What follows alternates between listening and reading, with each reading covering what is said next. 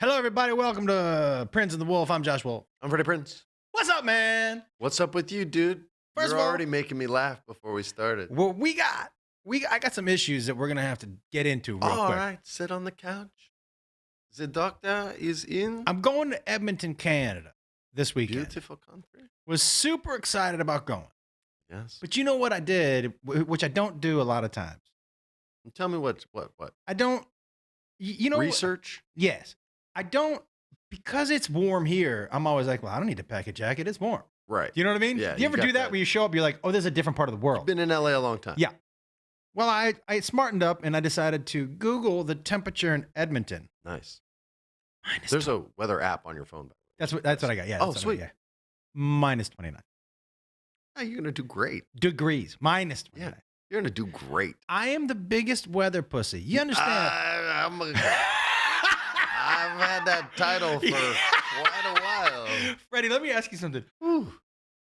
Now, here, I don't even think I have a point of reference for negative 29. How could you? Unless you were born there in an igloo. Well, like, what do you think happens at negative 29? People die. Like, you have to understand, human beings are not meant to live anywhere outside of like Hawaii Yeah. or Southern California, a temperate or tropical climate. Without the aid of science, Mhm. we would die Yeah. within 24 hours in any other environment outside of like nice. Me and you, for sure. Less than 24 hours Yeah, for you yeah, and yeah, I. yeah, We yeah. just tap out and kill ourselves. But yeah, listen. You're like, nope, I'm not letting a bear do it. I'm doing it myself. You ready for We're this? good. Ready for this? Minus 29. The club said, do you want to stay in the condo? And they have a beautiful condo up there. Usually I say hell no to comedy condos, but this is a beautiful condo. Right. Or do you want to stay in the hotel?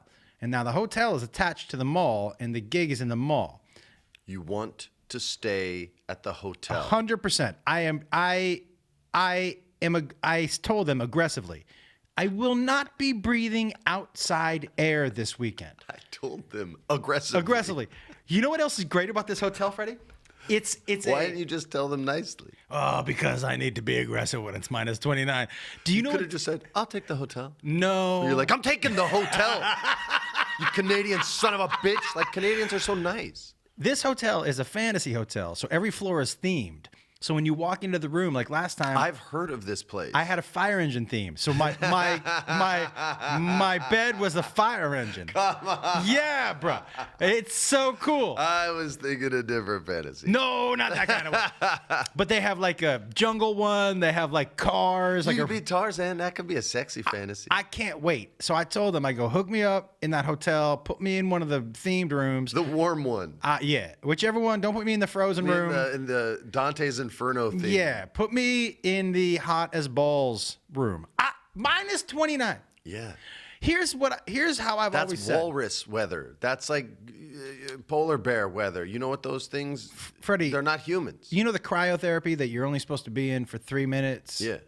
That's minus 30. Uh-huh. You're not supposed to live in it. Nobody goes to live in the cryo. I agree. You heard my philosophy Yeah. on where humans should live. I don't want to bore everybody with that again, but yes, move. you know what? Leave. It's so nice here. I'm in a flannel shirt because it was a little bit chilly. It was breezy this morning. It was 58. Yeah. And that's a little chilly. I'm not just going to rock the Macho Man shirt that my buddy got me for Yeah. Hanukkah and Christmas. I'm going to put a little flannel on and stay toasty. And I might have even put the floor heater on in my car. I do. I like floor. You know what I like? I like windows down, floor heat on. Oh, that's a nice move. I do that a lot. I like that move. Yeah. That's what we do here. Yeah. There, you're getting new chains for your tires. And you have to warm your car up for 10 minutes before you get in it, or you might die on the way to work. Let me tell you something. Here's when you know you're living in a place that's too cold. That you don't know your nose is running until you taste it. That's when you know you're like, oh, Man, it might freeze to your face before it makes it to your lip. there's no feeling on my lip right now. Is that what's happening? Sound like Madeline Kahn in Clue. feel flames. Watched it on the other night. side of my face. Watched it. So fucking funny. So good. But I'm with you on the cold weather, man. I'm soft. I got no shame in my game. People be like, "Oh man, it's so soft." I'm like, "Yeah, bro. I was born at Cedar Sinai in Los Angeles." That's just you no gotta argument. just accept my softness. Hey, if and you- accept that you will never harden me. I don't want to go there. Ever. And I'm telling you right now, if you feel like if you live in an area of the world where you feel like your pet needs clothing, it's too fucking cold. And you tell him, like, you shouldn't be allowed to do comedy in February. Like, you know what great time for comedy? March. Well, I'll tell you what. The good thing about it being this cold, you know where nobody's going to be? Outside. Yeah, man. You'll be in the club. Hell yeah. You'll warm them up with your baritone voice. Oh, you know it, baby. Those baritone jokes. Oh, you know it, baby. Knock, knock, Edmonton. And they're so nice. They'll be, knock, knock. Who's there? Knock, knock. And you know what else is legal? And Josh's jokes are a little bit better than that. Weed, not much. Weed. Last night on the High Live, they weren't a whole lot better. How high did you get last night? Oh, boy. So all I usually see, I got 2 kids, and I go to bed early, and I like to play video games. So I've seen a handful of High Lives. Yeah. So normally I just see the photo. And the photo is usually, and I know you, so I know you're going to choose the one that's like the most, here's destruction. Yeah. At its finest. Yeah. Why look your like best? Post Thanos snap. Yeah. And then there's Josh. So how high did you get? And did you do an edible or were you smoking it? I smoked some weed. I took a couple of mushrooms. And then I smoked some more weed. What, dude? Yeah. Well, at least you're safe in your home, right? Yeah. Can I tell you something honestly What? that I've really, because I've been microdosing the mushrooms, and Microdosing, you guys. That's like what baseball players were doing to get away with steroids, and now he's applying it to shrooms. It's 100% right. Gangster. Yeah. Microdosing makes it sound like it's okay, but You're like a black belt at this. Here's what you know what? It's really, so when you microdose, you don't hallucinate, but you get a really nice, warm, happy feeling, right? It's not like Ali Sadiq's experience. No. No, it's very nice. But you know what it's done for me? And this is so weird. It's going to sound so weird. But it's made me, okay, when I get high and I feel that good, and then I think to myself, okay, what's different between, honestly, now and 2 hours ago when I was super stressed? It's just my perspective on these issues. So it really, since I started microdosing about 3 months ago, I've been able to get out of being stressed quicker because I remember, oh yeah, I remember when you were a little fucked up and those things didn't matter to you all of a sudden, and you kind of put it in perspective like, yeah, but those things shouldn't stress me out all the time. I use that mentality. Like, there's no difference in who you are, high or not high, besides being high in your life. I was going to say, there's a little difference. Yeah, but in your life, it's just the perspective on how you allow those things to affect you. So are you saying that are you ever aware of those stress and feelings while you're microdosing and aware of how you felt then, or are you just in a different place? No, I'm aware. Okay, so then here's my next question. Yeah. When you're no longer under the influence of it, like the next day, are you still able to apply the philosophies you came up with? Yes. That's what I'm saying. Man. That's, well, I'm trying to simplify. Yeah, you did. I went all over the place. Yeah. But that's exactly it. I haven't flown that space route. It's been so amazing to be able to go, whoa, whoa, whoa, whoa. You weren't stressed out about it. And it's just because your brain was in a different place. Why can't you apply that same perspective to these things? And since I'm not as stressed out about them, Freddie, I handle them better. When that situation comes up. Bust it up. When that situation comes up now, I'm not as stressed out about it because I'm like I said, I wasn't hallucinating. It's not like I black out. It's not like I don't remember. No, you're making people laugh on Facebook. Yeah, most of the I can bring myself back to that moment and go, oh, you weren't stressed out about these things just because of this drug? Okay, but how do you bring yourself back mentally to that spot? Okay, is there a frequency to it that you're comfortable talking about? Is it an everyday thing? Is it as it happens? Is it a whenever, like, hey, 3 times this week, once this week? You mean a frequency to the mushrooms? Yeah, like how often are you doing it? And are you only able to attack the problem under the influence of that? No, because now I've shown myself a different path, and now I can attack it with the same perspective that I had when I was high. It's pretty sick, man. There were some shrinks in the 60s and 70s that were big proponents of it's coming back. Of drugs taking people in a safe way to places. I saw. I always mess up comics' last names, and you always correct me. I hate it. I can't wait. Screwing up people's names. Are you going to call him Joe Rogan? No, is it Gary Goldman? Gary Goldman. Yep.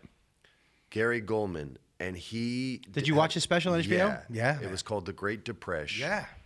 And it was really funny, first of all, but humbling and vulnerable at a level that I've never seen a stand-up comic do. He shows himself at his worst. He shows the comedy special where he feels he was at his most depressed, like a scene from it. And you just see him you just see pain, right?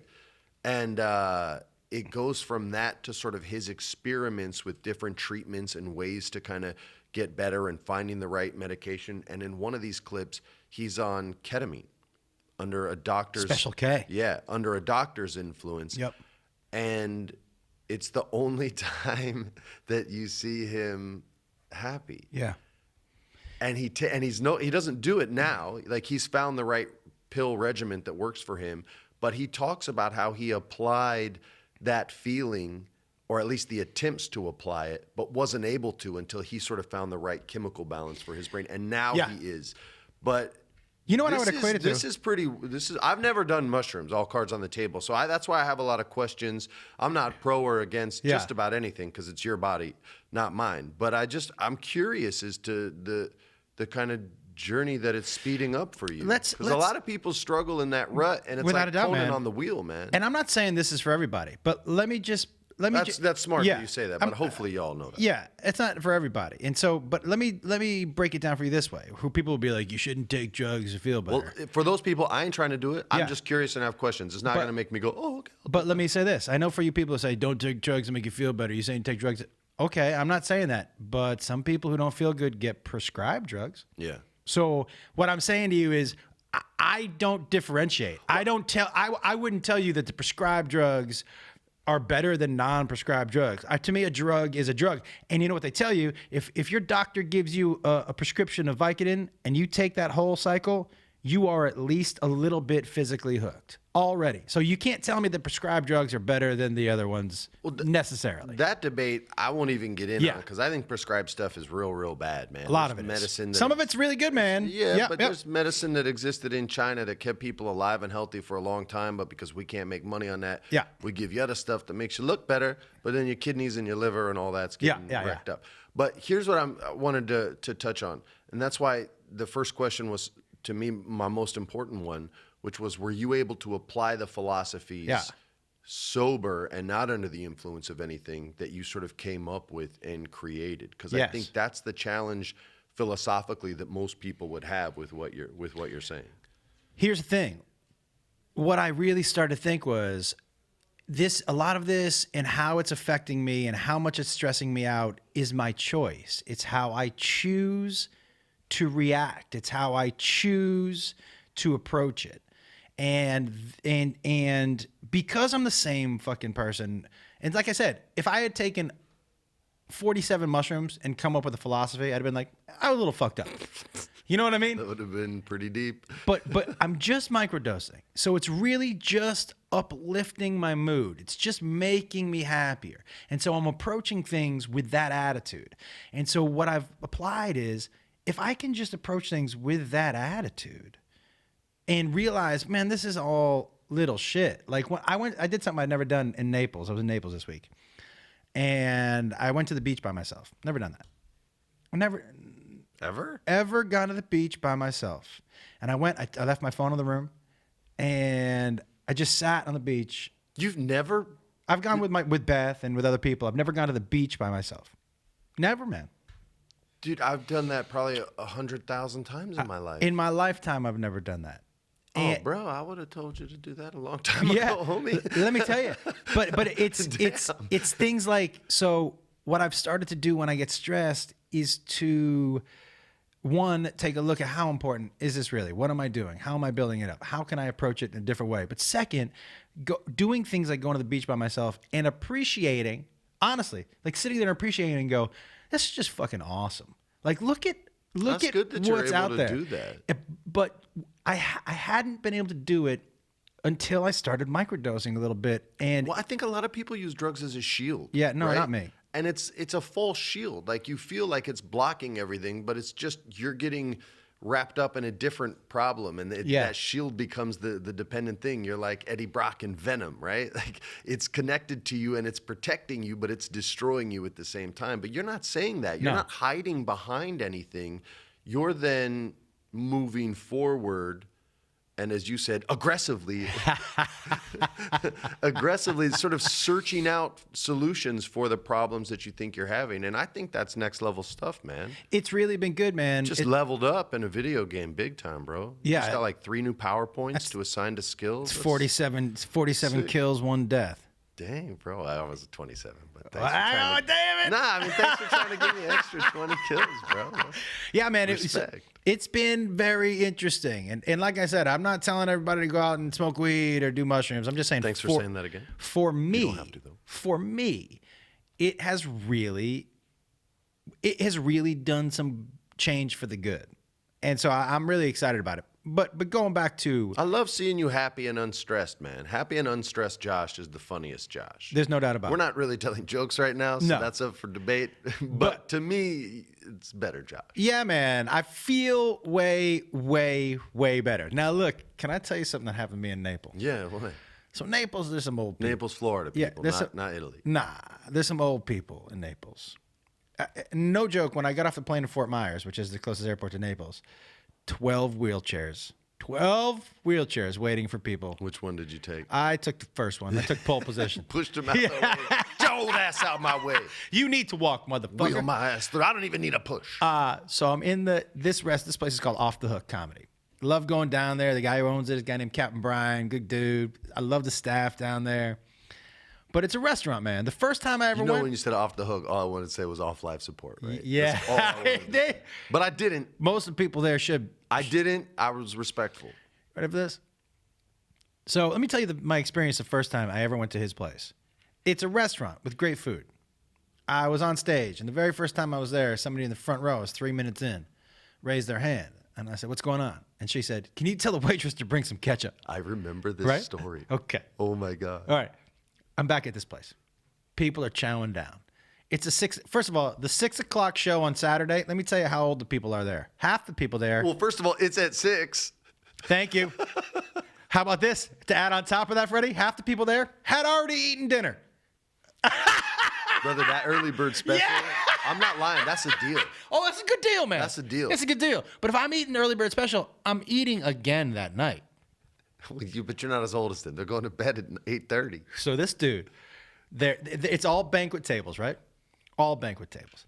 And this dude. The picture in my mind, just so Yeah. you know, is Kevin Kline doing Death of a Salesman at the beginning of Soap Dish. Yeah. Where they're literally like, what's he saying? Yeah. It's half that and half young people. It's half people who have already eaten and it's half people who are getting ready to go out. It's such a crazy They're combination. going to comedy before I love that. It's such a crazy combination. Ready?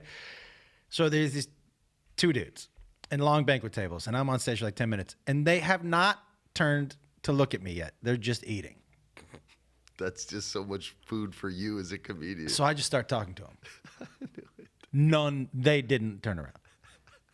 Neither one of these old dudes turned around. One dude, look, like the typical old guy whose shoulders are up a little, and it looks like his shoulders is eating his head from behind. Yeah. I was like, this dude looks like the sundown. Do you know what I mean? His head looks like it's like a sundown. You know what I mean? Like that's the poster on Tequila Yeah, Sunrise. dude, his head looks like a sundown. Like that's like how you do. That's how you know you're about to die. Your head starts to go down over the horizon. Sunset all right? on that. My man. Yeah. Yeah, my man literally looked like a horizon, okay? Come on, man. And you're saying this, and he's no-selling it. Nobody's turning around. Him and his buddy aren't turning around. And I'm saying things like, man, I don't think these 2 dudes even know where the fuck they are. Like, can anybody verify if they can hear me? And people, their table is laughing at them. They're just eating their food. These old guys are eating their food. And I was like, this one dude, let me just tell you something. This one, either he can't hear me, or he's so old, he's like, you know what? I'm going to finish this meal because this might be my last one. I'm saying they're probably counting days. Like, hey, man, I'm spending these last few days my way, not your way. Yeah, dude. They 10 minutes left in the He's show. like, my doctor gave me 6 months to live, Yeah. and I've been around 8.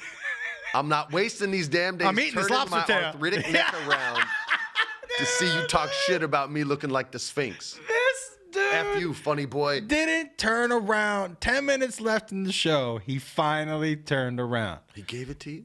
Yeah, I think he just realized where he was. I think finally he was like, oh, hey, am I out? You know what I mean? Like, oh, are there people here? He turned around, man. People were like, oh, look at this dude. Good for you. There was another guy up front, right up front, Freddie. He starts arguing with the people at his table over the cake. This is all I hear. Wait. Okay. He's as far from me as you are. And this is what I hear. I didn't order that cake. This isn't my cake. Well, don't put it in front of me. I'm not eating the cake. I'm waiting for my cake. I don't want this cake. And I had to stop the show. And I go, hey, man, are you really yelling at each other about cake?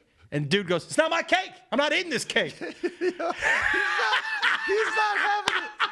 I'm not taking any of your guff. Did you say guff? No, but this dude was not. He was for real about the cake. What kind of cake was it? All right, that's what I said. I'm going to post the clip. I'm going to lift it and I'm going to post it. Dude. You have this? Yeah, I have it. This guy, man. So he starts going, I go, what's the deal? You have to show it to me before you And he was like, man, I ordered a lava cake. Right? And then they dropped 2 more cakes. I go, you psyched about the cake? And he goes, they brought the wrong fucking cake. So they brought the wrong cake. And I go, hey, you guys, bring out the right. This is the whole, it was like 5-10 minutes of me and this dude talking about cake. At one point, I had the DJ. I go, hey, they're going to bring out the cake. Play some sexy walking cake in music. What song did he choose? Something cake, something about cake. All right. I don't know any cakes. It was a terrible song, whichever one he picked out. That's good, though. Yeah, but when that's when he walked in, they put the cake down, and everyone was cheering, and he just goes, wrong cake!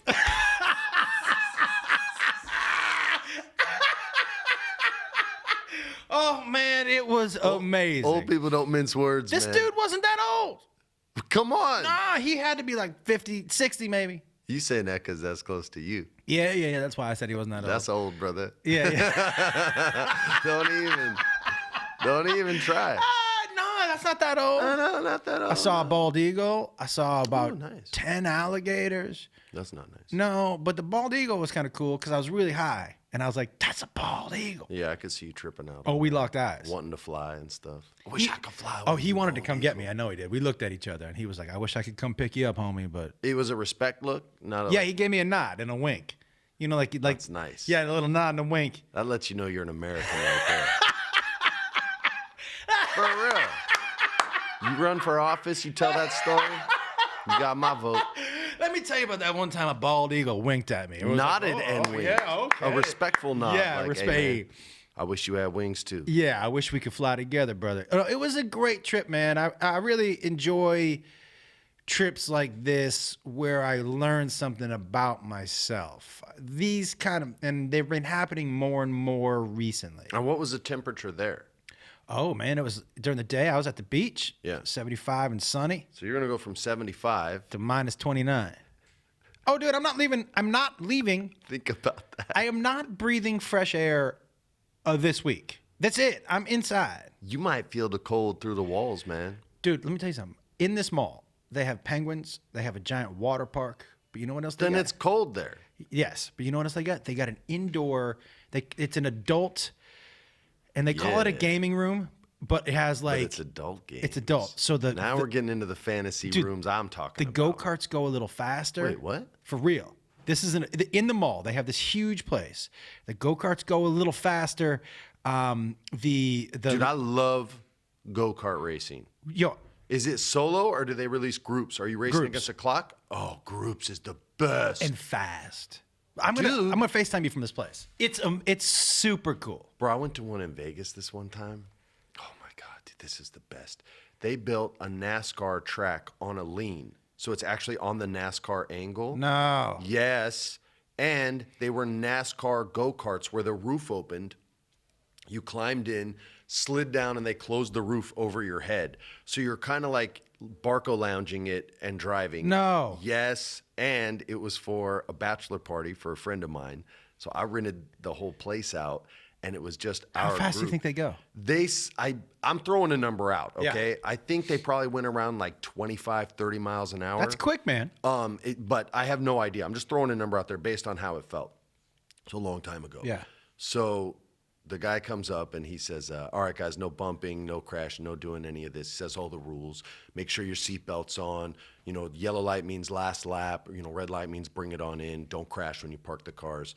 And everybody's getting in their car, and I go up to the guy and I go, two things, man. One, you got to make sure I have the fastest car, which I had actually already asked before I got there to make sure I got the fastest one. Yeah. And I said, second of all, some of these cars are going down, and you just got to know that. I was like, I'll pay for them, but these dudes are crashing, and nobody's getting thrown out. And the guy looks at me, and he goes, I know. Like that, right? So, like I said, I had already, like, rented the place out, so we had it. It's my boy Gary's, my boy, we call him Gary Homeboy Home. And it was his bachelor party. This dude lost over 200 pounds so he could go skydiving. Okay, like that was. I never thought about that. There's a weight limit, probably. Bro, he was 400, and they were like, you can't do it. And he was like, and he was just heartbroken. Yeah. And so he started a blog called The Flying Fat Guy, and it was his quest to lose weight so that he could go skydiving. And he just started eating right, dieted, and no weightlifting, just cardio and diet. That was his thing. And now he weighs like $175. And he went in at like 215, I think. And ABC News caught wind of the blog, and they actually filmed it. And that's amazing. He got to skydive. But anyway, that's not the story. This is more amazing because it's carnage. So we get to this track. I talk to the guy. You know, a couple of these cars aren't going to make it. He's like, yeah, I know. I go, all right. He goes, your car's over there. And it's the second car in the row, and the lid on it was closed. All the other cars, the lid on them were open.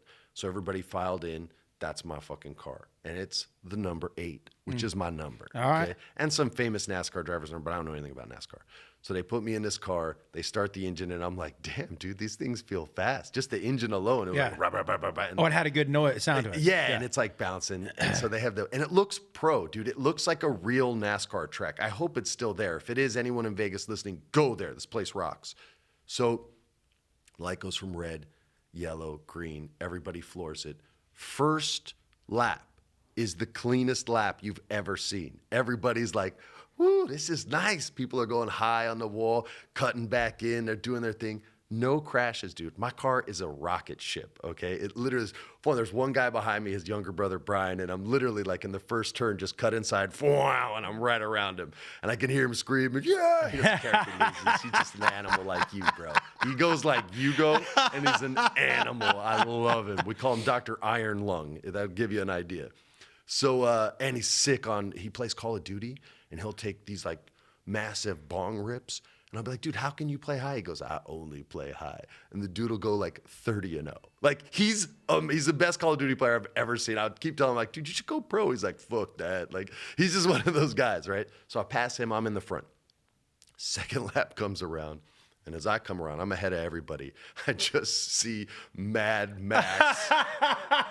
Like, it's just like 6 cars already have just spun around. One guy's in the wall. 2 cars are head-on collision. They were next to each other. Somehow now they're bumper to bumper. And I'm cruising through them like Tom Cruise in Days of Thunder. Just drive through, Cole. And I'm legit like pretending that I'm like Cole Trickle in this moment. Just, wow, and I just take my line and go through, right?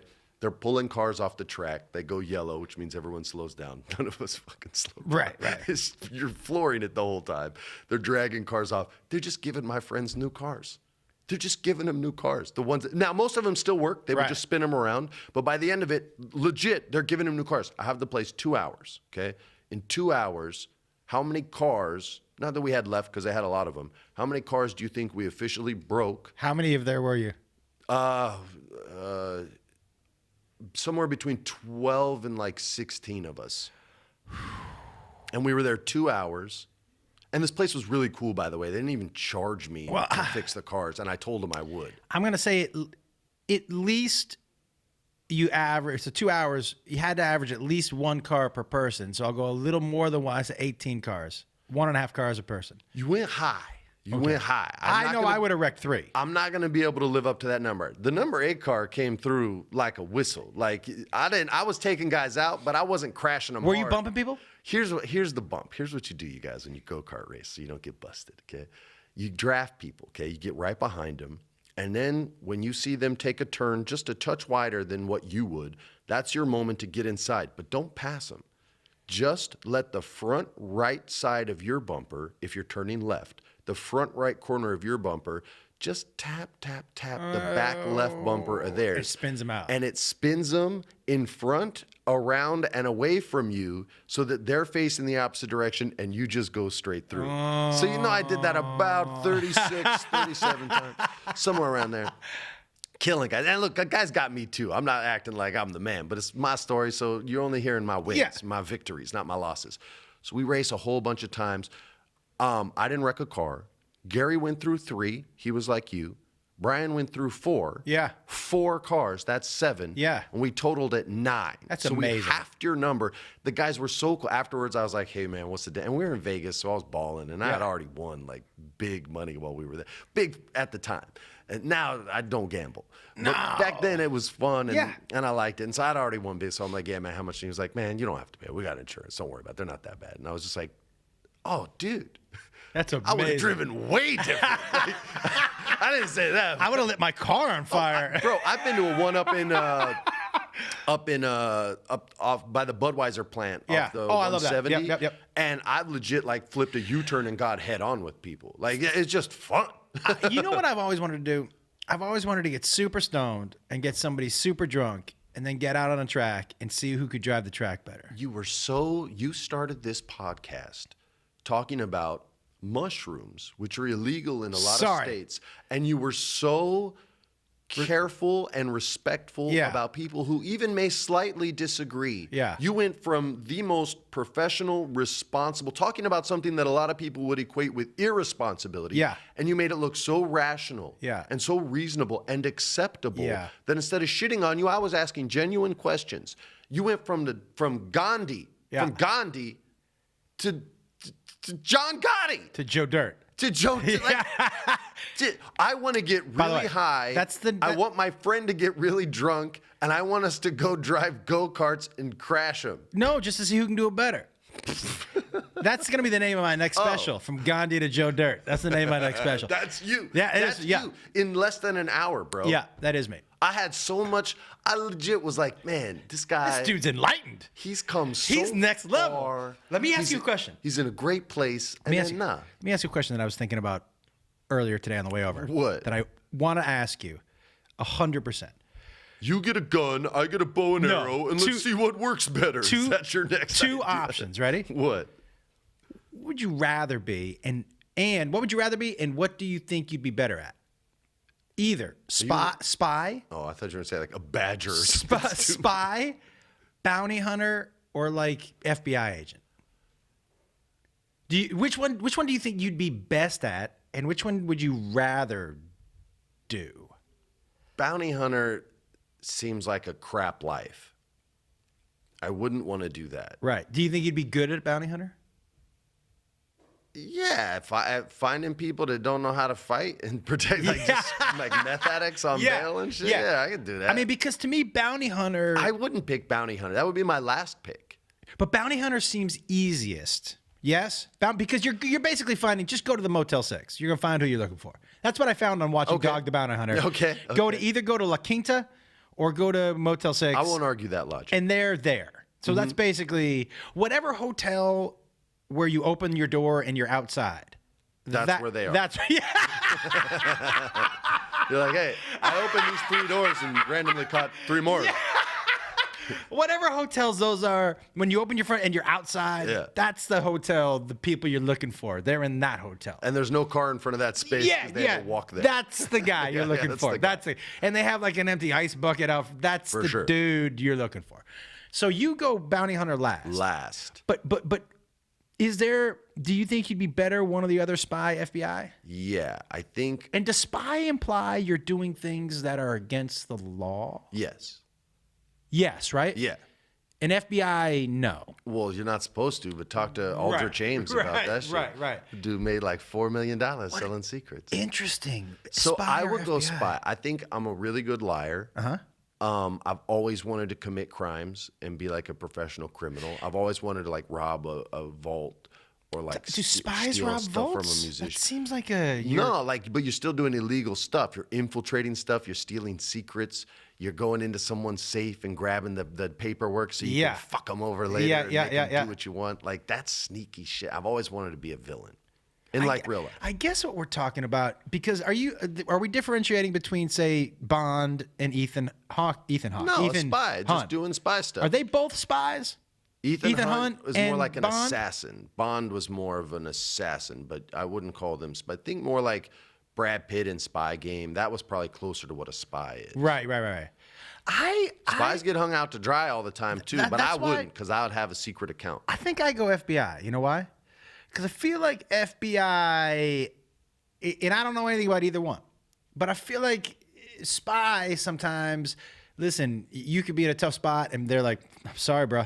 Yeah. You're on your own. Yeah. You're a spy. I kind of like that. FBI, I'd like to be like, because I'd like to be at least be able to go, hey, man. And you don't have to leave America if you're FBI. Yeah. You're just policing here. I'd have to go all over the world. What would your, do you have a good spy name? Good code name? A good code name? I do. I have a real one that I use at hotels, but I can't say that one, or then I have to change it, and it's too good. Yeah, that's true. So I know I'd have that to just one is. freestyle one. It would be something simple. It would be a simple name that you don't think about, like a John Brown or something like that. What would be your expertise as a spy? Like, what do you, coming into the game, Freddie Prinze Jr., what, now I know there's some things you're gonna have to learn, right? Sure. But what's your pitch to the head of the spy corporation? Is that what it's called? Yeah, the Spy Corp. It's called Spy Corp. They call it the CIA. Spy Corp for sure. But the head of Spy Corp. Yeah. You're coming in and they're like, well, Freddie Prinze Jr. wants to come in and talk to you about being a spy. They're like, well, what the fuck does he have to offer? What are you selling to me where you're like, you need me? Seduction.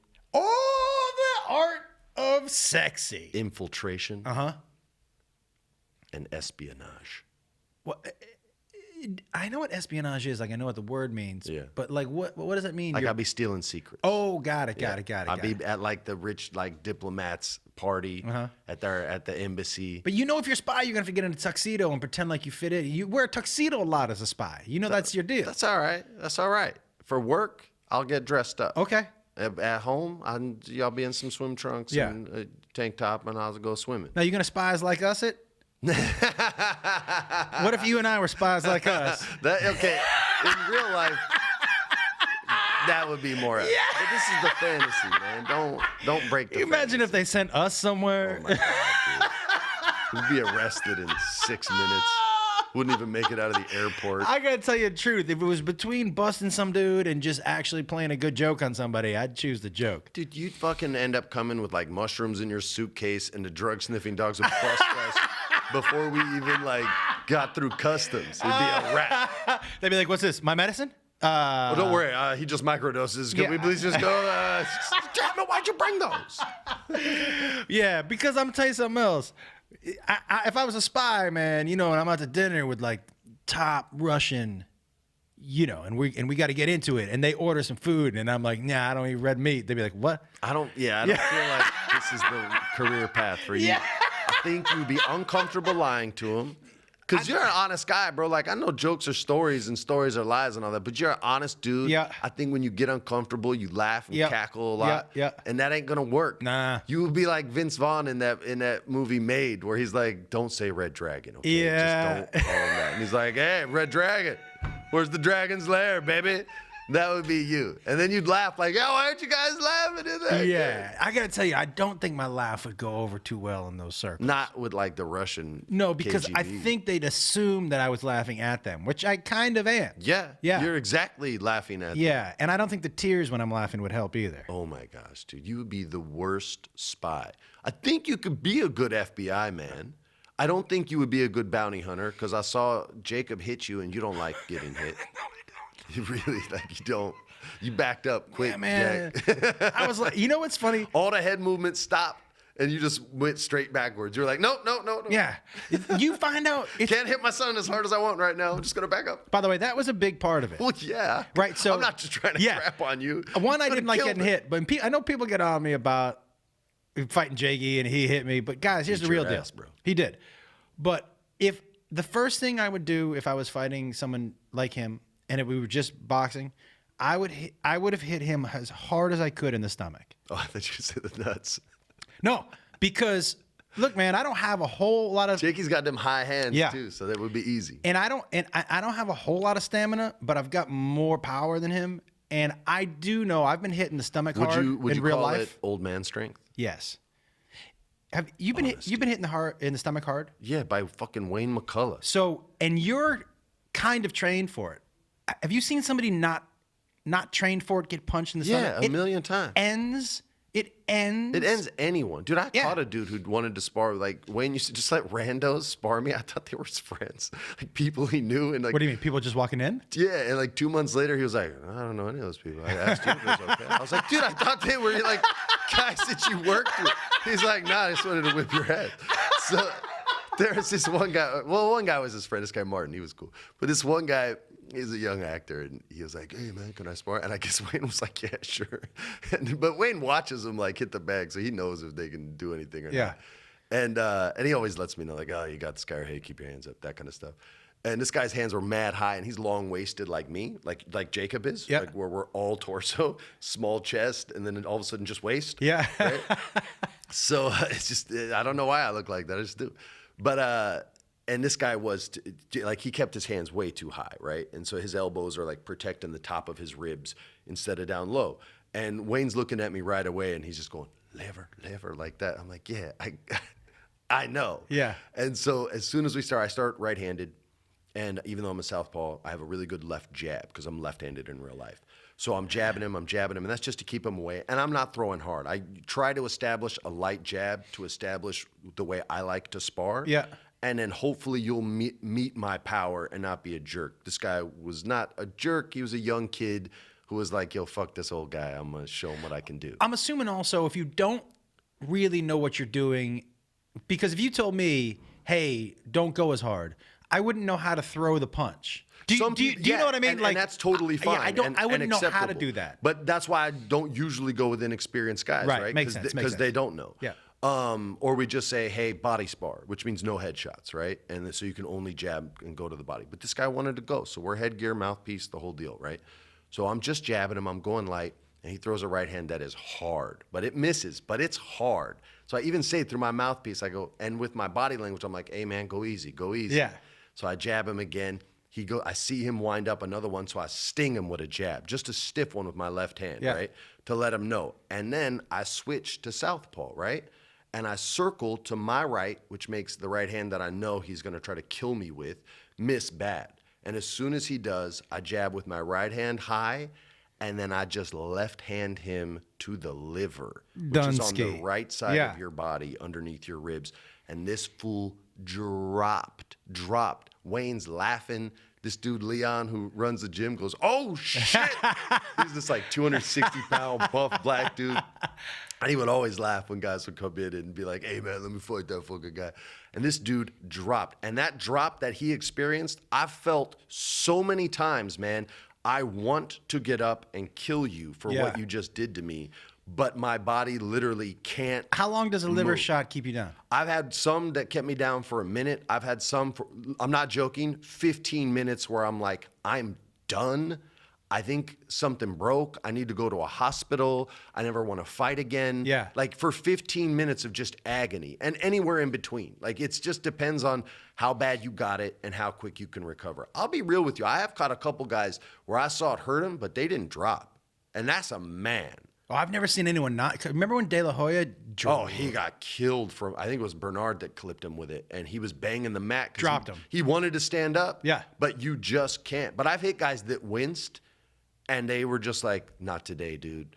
And I'm like, oh, this guy, I'm going to be jabbing a lot. Because there's just some guys that are more man than me that are just like, yeah, it hurt, but you're going to get it too. And those are guys I don't like sparring. I think that, and you're right. I don't like getting punched in the face. Yeah. But FBI, you get a gun. FBI, you get a gun. Bounty hunter, you don't get a gun. Who's a better fighter, FBI or spy? Gotta be spy, bro.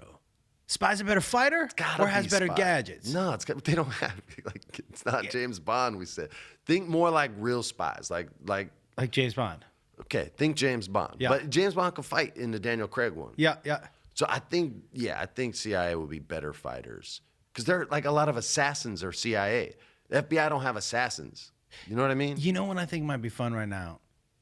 For our Mount Rushmore, and we've done a Mount Rushmore of people that if we had to do an expedition, or remember if we had to find something a long time ago. But I think we should. I won't remember my choices. I think we should recast the A-Team. I think we've done an A-Team. Have we done an A-Team one? We've done everything you can do, so I'm fine if it'll be 4 new people. That is 100% true. If we did, right? Yeah. I have another question for you, and this is about what's happening with the Houston Astros. Bro. Can I kind of Bro. give my little thing? You ready? Yeah. And I know this is going to sound completely bizarre. And I know I'm going to get accused of saying this because I'm a Red Sox fan. But sign stealing, I don't care. I 100% do not care. Do you know Bobby Thompson, the shot heard around the world, maybe the most famous home run in the history of baseball? He knew the pitch was coming. This was in the 50s. Oh, yeah, I've heard this story. The scoreboard was flashing to tell him what pitch was coming.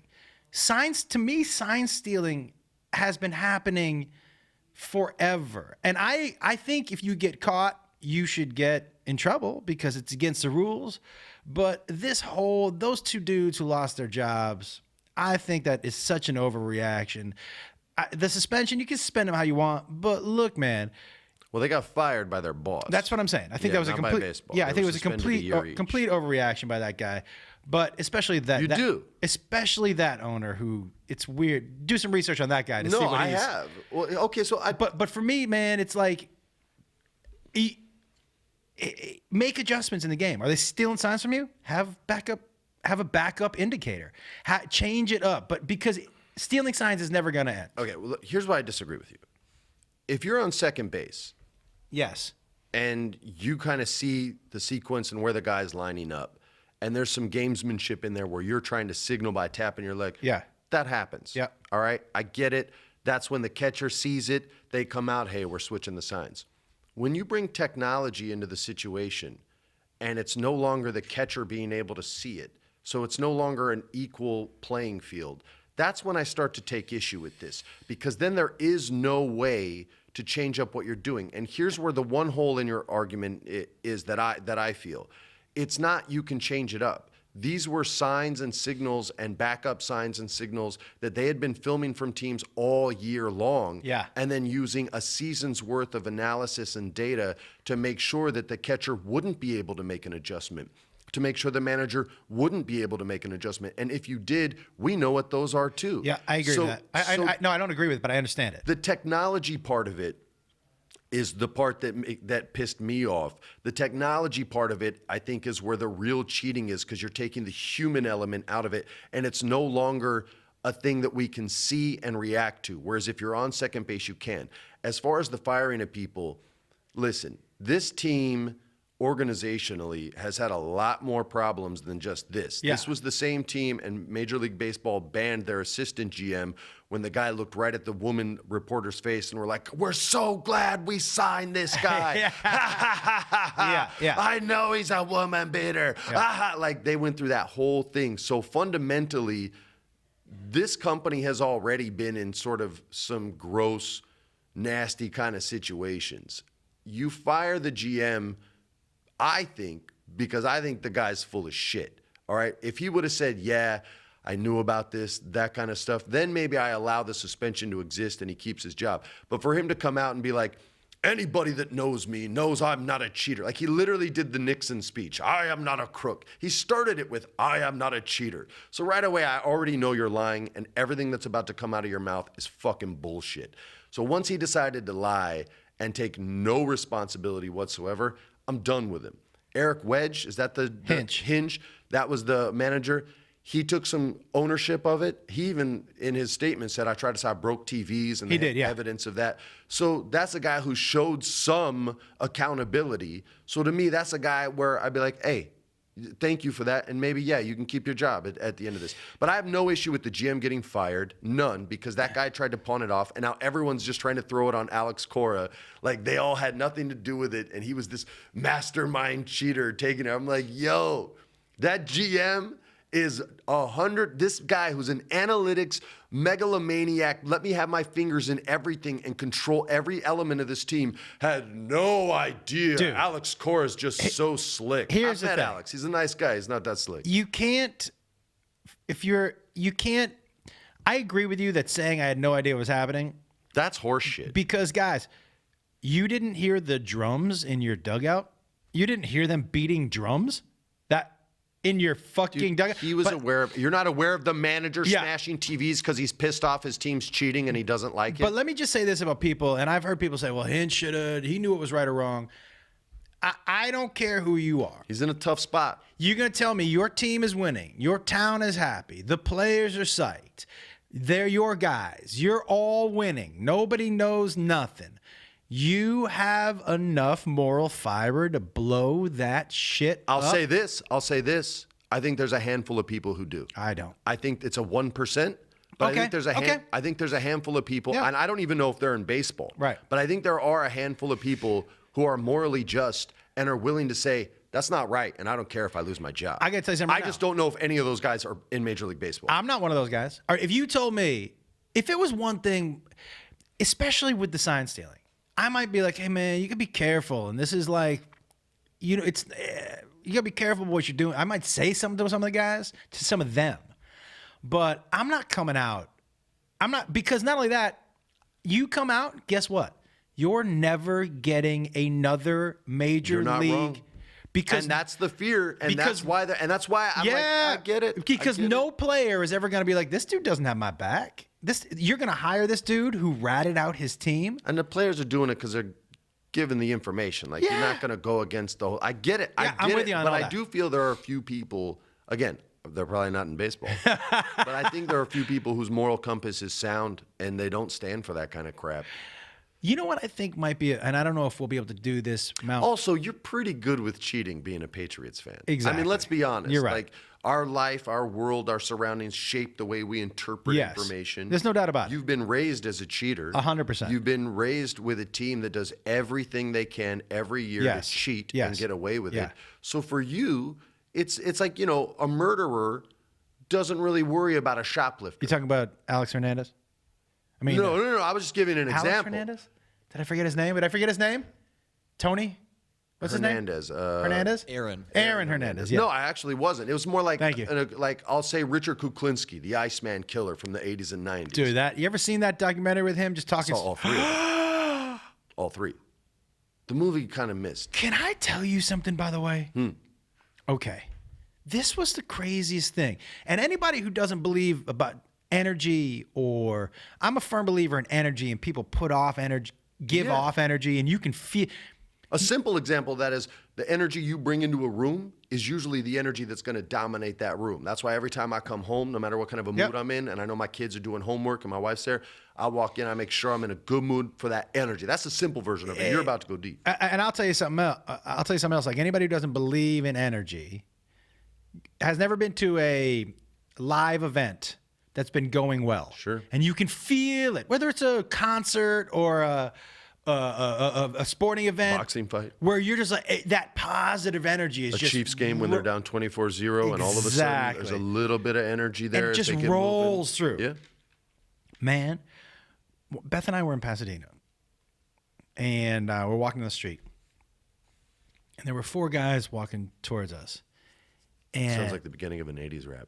Dude. Should I beatbox? And do you want me to flee? Are you going to freestyle what happened? You struggle with a normal freestyle. You're going to step it up to black belt level like that? Are you crazy? Well, here's the thing. You know me. If you're challenging me, I'm not. I'm going to say you. yes, even though I won't be able to do it. Am I a challenger or a protector by nature? You're a protector. I'm protecting you. These dudes are walking down the street. And they were probably 10 feet away. And I go, Beth, just move over. And so we move over to the side. We let these guys walk by. I literally got a chill down my spine. The energy around these 4 guys were so dark. dark.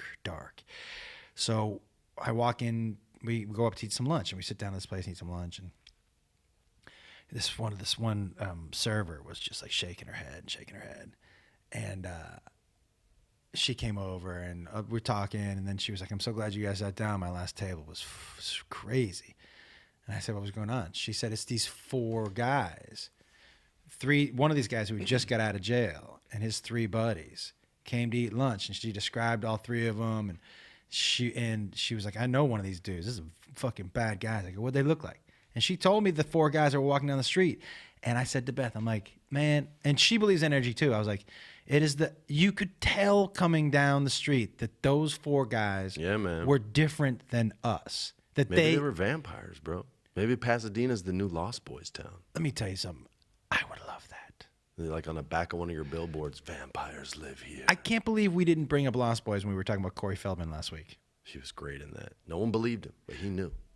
Lost Boys, low key, is a movie, and I talk like Jacob's Generation and stuff. And for me, was one of my favorites from that era that didn't make it. Breakfast Club, all those other things made it for these kids to see, but for some reason, Lost Boys was not a movie that made it. But for me, that soundtrack was. The soundtrack's fire, but wait, that dude playing sax at the beginning with his shirt off. Yeah, the fucking, man. Look, come on, man. The horror community is huge, and that community embraces the hell out of the Lost Boys. No. Lost Boys gets big time love. I mean, big time. First of all, that cast, next level. Forget it, man. They had Jason Patric and Kiefer Sutherland both playing opposing forces, and they were young and hungry, passionate actors. I mean, come on, man. Guy who played Grandpa? Great, dude. From Addams Family, or Munsters, one of those. He was the dad. He was great in that. So good. I know, I flipped that up. But yes, I know what you're talking about, and he was great in that. Amazing. And the mom, who's the mom with the... I don't remember her name. Who's the mom in Lost Boys?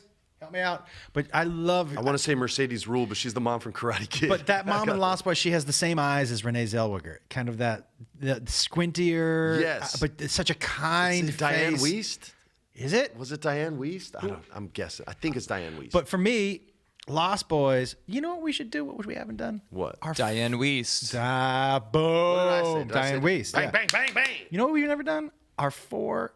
Are we calling that a horror movie, Lost Boys? Hell yeah, dude. Okay. It's a vampire movie. They're killing people. Let's do our 4 favorite horror movies. All right. I think we've done them. Like I said, we've probably done it before. You're going to ask Gage? Oh, he doesn't know. He doesn't. Anthony? All right, so we get 3 minutes. 4 favorite horror movies. It's like saying abominable. Horror movies. Okay, right. 4 favorite horror movies. Or should we do 4 favorite movies that scare you, or 4 favorite horror movies? Look, my list is going to be the 4 that I can think of right now that scared the hell out of me. Okay. I might leave some off, but all right.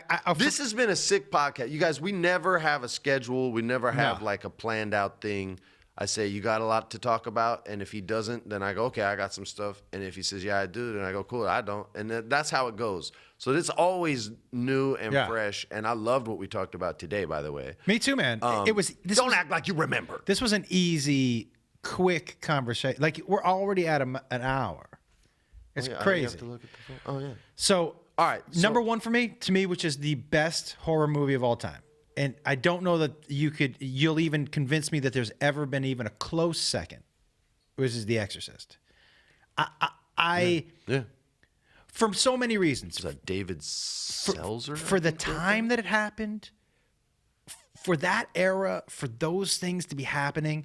And I'm going to add on top of what made this such a great horror movie to me is all the weird shit that happened to the people in the cast after the movie and during the mythos around it and during the movie. Yeah. All of that stuff to me makes this like it's a cursed film. Dude, it's like the Phantom of the Opera thing. That's how so many people saw it. It was the hype. But that, if you haven't researched weird shit that happened during and after to those actors and actresses, check it out. It's fucking bananas. But You know what? I'll tell you what scares me. Richard Pryor had a great joke about him and Paul Mooney going to see The Exorcist and having no idea what it was a horror movie. But for me, movies that scare me, movies like Saw, and those movies don't scare me. You're old. That's why. The new generation, it freaks them out. And they laugh at I Know What You Did Last Summer. They laugh at Scream. For me... Those movies changed the game. Horror evolves quicker than any genre. It's so generational, it's not even close. Yes. Out of all the art forms in Hollywood, yes, horror is 100% generational. But for me, in order for it to scare me, like Scream didn't scare me, but I loved it. It was, but that again, right. You're forgetting your age, bro. Yes, but for me, for you to scare me, it has to be something that I think could possibly happen. Okay. Right? So I'm not 100% on board for demons and exorcisms, but I'm not 100% off of it. I can't tell you 100% that can't happen. Do you know what I mean? That's so sick. But that's there's the best. I've never heard anyone describe it like that's what it is. So you know what doesn't exist? Jason, Michael Myers. Okay, so my first one, yeah, Nightmare on Elm Street. By the way, great movie. When Freddy Krueger's, but that can't happen. No, but that didn't. But when his arms stretched. And he was scraping those nails across the metal boiler. Yeah. Wasn't Johnny Depp in that first one? Yeah, he gets pulled through a bed, and then hundreds of thousands of gallons of blood are projectile vomited straight up into the ceiling because the poor bastard couldn't stay awake. But that moment when he's crossed, and because of that song, 1, 2, Freddy's coming for you. My God, that creeps me out. Some scary shit. And that's some shit that could never happen. But I was younger than you when that came out. Yeah. So for me, it freaked me out. Boom, there's my number one. Now, I'll tell you what freaks me out more than anything, guys. More than anything. Creepy kids. I thought you were going to say schedules. Yo, creepy kids. So at the top of my creepy kid list is either Gage from Pet Sematary. Pet Sematary. When they do that back weird walk and his head hits the wall. That's so creepy. When he cuts that dude's Achilles in the first... It's creepy stuff. Or that girl who crawls off from the corner with spina bifida. When she crawled out of that corner, dude. When you say it, it's not a funny thing. Freaked me the fuck out. Sorry. So either Pet Sematary or... Why you say it like that? Children spina bifida? Why you say it like that? Children of the Corn freaked me out too. Yeah, yeah. Because creepy kid, the whole idea didn't freak me out, but just creepy kid, because creepy kids freak me out. But for me, I put Pet Sematary there because I have to put a creepy kid in my top 4, and there was no kid creepier than fucking little creepy Gage. Yeah, I mean, you remember his name, dude. He's not Gauge, he's Gage. Gauge would only spread love, not terror. Yeah, exactly. All right, so my second one, people may debate me, but to me it's a horror film through and through, and that's the very first Aliens. Oh, yeah, dude. Alien, I should say. Yeah. Watched it the other day, by the way. Holds up. Oh, yeah. Those movies hold up big time. Oh, the first two do. I saw that movie at a friend's house at about 6:30 at night while we were eating dinner. Barbecue is delicious. And the movie was over, and I was walking home. It was around 9 o'clock. I was a 4th or 5th grader. It was safe to walk back then. Yeah. You'd be in your neighborhood late. Wasn't safe in your brain, though. Bro, I got onto my street, on the bottom of the street. We lived about 2/3 of the way up the block. Mm-hmm. I rounded the corner, and up in a tree above me was one of the aliens, and it was perched there. Yeah, legit. And I ghosted out. Like, I never ran so fast. I opened my hands like Carl Lewis used to when he would sprint. You mean like Tom Cruise in a suit?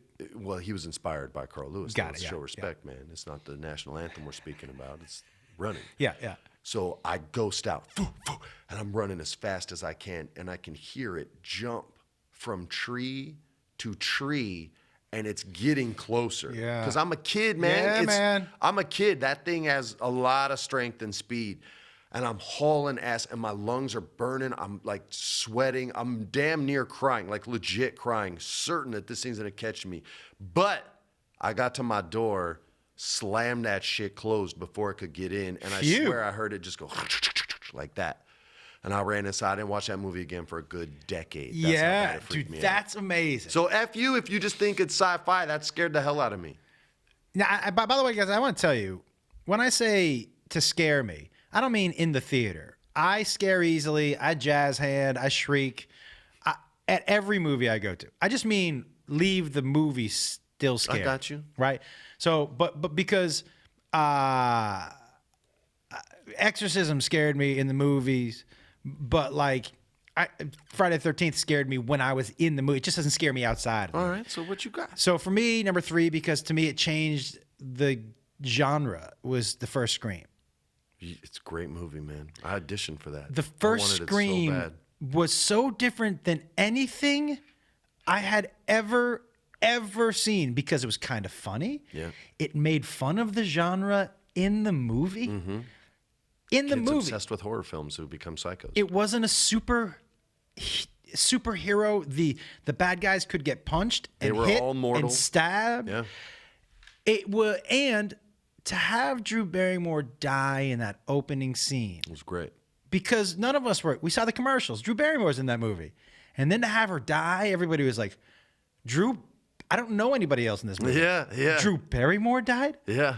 So because it changed the game for me, and it was funny, and it poked fun of itself, and it made fun of the rules and also followed the rules, was so great. So for me, that first Scream, honestly, like, I would bet you, I think Exorcist probably, but if you were going to say most influential horror movies, Wow. I think Scream would have to be on that Make list a big too. fight for it. Right? Don't you think so? You could make a big fight for it. Because it changed afterwards. It changed the way a lot of the... Yeah. Yeah. It 100% did. The same way James Wan Saw then changed the Yes. evolution of horror again. Yeah, you're 100% right. Yeah, so I would go Scream. All right, my third one was it was actually the first time I ever saw George C. Scott act. And we know him from Patton, right? Some of you might know him from the... Oh, dude, this movie was... Yeah, some of you might know him from the Hustler. He was the one that got Paul Newman and was like in his pocket, sort of great actor. And this movie's in black and white. Yeah. And it's called The Changeling. And there's one scene, it's probably just a clip of the scene on YouTube, where this ball just bounces down some stairs. Yeah. But the build up to it, and I don't want to spoil it because I think this is a special horror movie. And I remember doing this same Mount Rushmore because of this movie. Yeah. Because it was on my list last time. I think so too. The build up to that moment, the amount of denial that George C. Scott is in that moment, and his reaction to it is my favorite reaction in a horror movie ever. So that's not only on my Rushmore, that's my favorite horror film that was ever made. So that's my number 3. For me, without a doubt, number 4, this is the one that affected me the most in the theater and out. Now, I'm going to give a shout out to the original the Dawn of the Dead.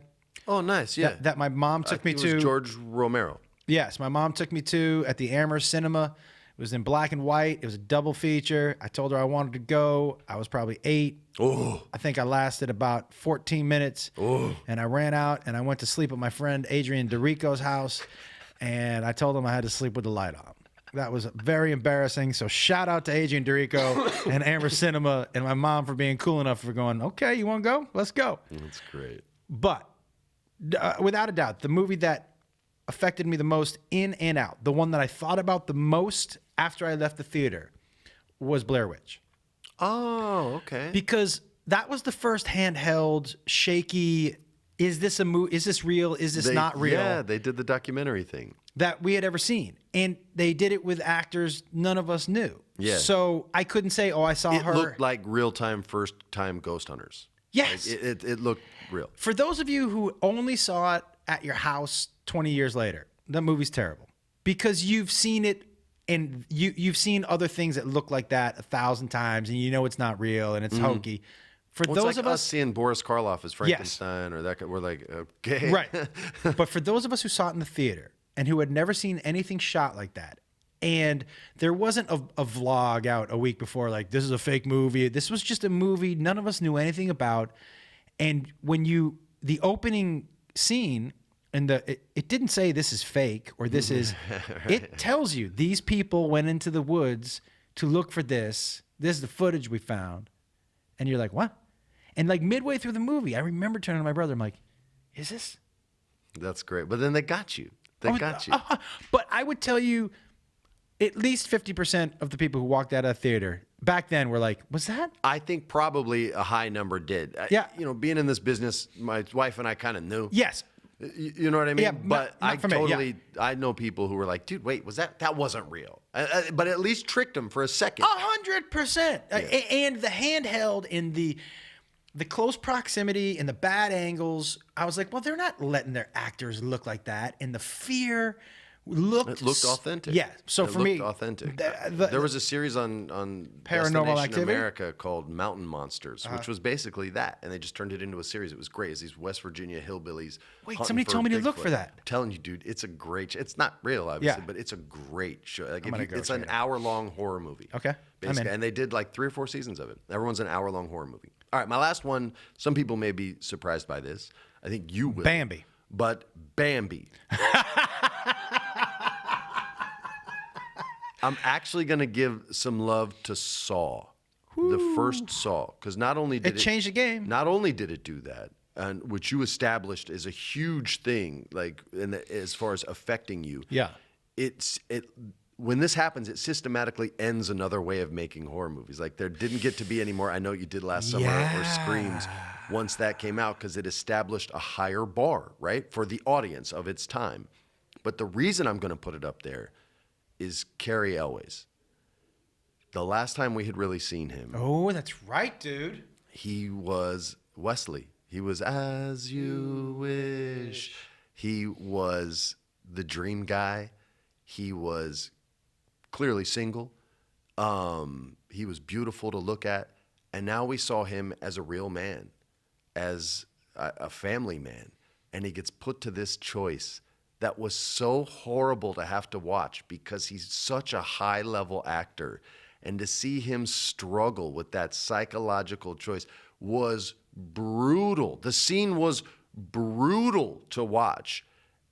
So because of that combination of things, James Wan's sick psycho mind, and he's such like a sweet, nice guy in real life. Yeah.